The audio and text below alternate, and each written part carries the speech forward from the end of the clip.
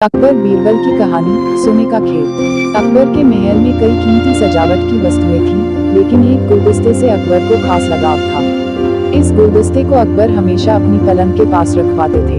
एक दिन अचानक महाराज अकबर का कमरा साफ करते हुए उनके सेवक से वह गुलदस्ता टूट गया। सेवक ने घबराकर उस गुलदस्ते को जोड़ने की बहुत कोशिश की, लेकिन नाकाम रहा।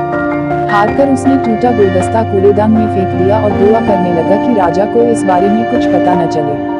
कुछ देर बाद महाराज अकबर जब महल लौटे, तो उन्होंने देखा कि उनका प्रिय गुलदस्ता अपनी जगह पर नहीं है। राजा ने सेवक से उस गुलदस्ते के बारे में पूछा, तो सेवक डर के मारे कांपने लगा। सेवक को जल्दी में कोई अच्छा बहाना नहीं सूझा, तो उसने कहा कि महाराज, उस गुलदस्ते को मैं अपने घर ले गया हूँ, ताकि अच्छे से साफ कर सकूं। यह सुनते ही अकबर बोले, मुझे तुरंत वो गुलदस्ता लाकर दो। अब सेवक के पास बचने का कोई रास्ता नहीं था। सेवक ने महाराज अकबर को सच बता दिया कि वो गुलदस्ता टूट चुका है। यह सुनकर राजा आग बबूला हो गए।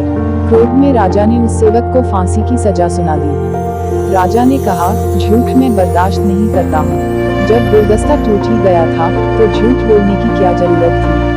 अगले दिन इस घटना के बारे में जब सभा में जिक्र हुआ, तो बीरबल ने इस बात का विरोध किया।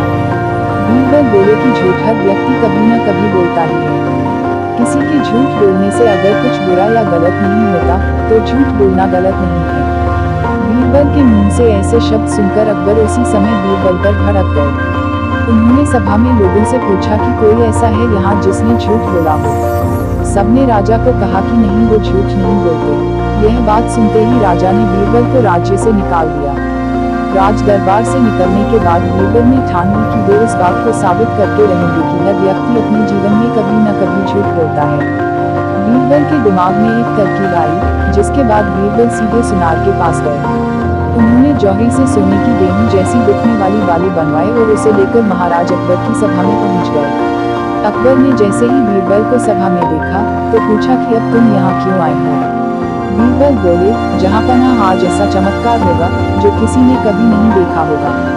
बस आपको मेरी पूरी बात सुननी होगी। राजा अकबर और सभी सभापतियों की जिज्ञासा बढ़ गई और राजा ने बीरबल को अपनी बात कहने की अनुमति दे दी।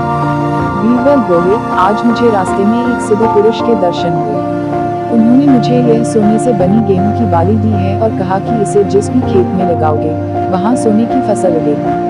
अब इसे लगाने के लिए मुझे आपके राज्य में थोड़ी सी जमीन चाहिए। राजा ने कहा, यह तो बहुत अच्छी बात है, चलो हम तुम्हें जमीन दिला देते हैं। अब बीरबल कहने लगे कि मैं चाहता हूँ कि पूरा राज दरबार यह चमत्कार देखे।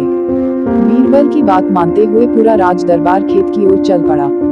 खेत में पहुंचकर बीरबल ने कहा कि इस सोने से बनी गेहूं की बाली से फसल तभी उगेगी, जब इसे ऐसा व्यक्ति लगाए जिसने जीवन में कभी झूठ न बोला हो। बीरबल की बात सुनकर सभी राजदरबारी खामोश हो गए और कोई भी गेहूं की बाली लगाने के लिए तैयार नहीं हुआ। राजा अकबर बोले कि क्या राजदरबार में कोई ऐसा व्यक्ति नहीं है जिसने अपने जीवन में कभी झूठ न बोला हो। सभी खामोश थे। बीरबल बोले, जहाँपनाह अब आप ही इस बाली को खेत में रोप दीजिए। बीरबल की बात सुनकर महाराज का सिर झुक गया। उन्होंने कहा, बचपन में मैंने भी कई झूठ बोले हैं, तो मैं इसे कैसे लगा सकता हूँ। इतना कहते ही बादशाह अकबर को यह बात समझ आ गई कि बीरबल सही कह रहे थे कि इस दुनिया में कभी न कभी सभी झूठ बोलते हैं। इस बात का एहसास होते ही अकबर उस सेवक की फांसी की सजा को रोक देते हैं। कहानी से सीख, बिना सोचे समझे किसी को बड़ा दंड नहीं देना चाहिए। हर काम को सोच विचार कर ही किया जाना चाहिए। साथ ही एक छोटे से झूठ की वजह से किसी व्यक्ति का आंकलन भी नहीं किया जाना चाहिए, क्योंकि कुछ परिस्थितियां ऐसी होती है कि लोग झूठ बोल देते हैं।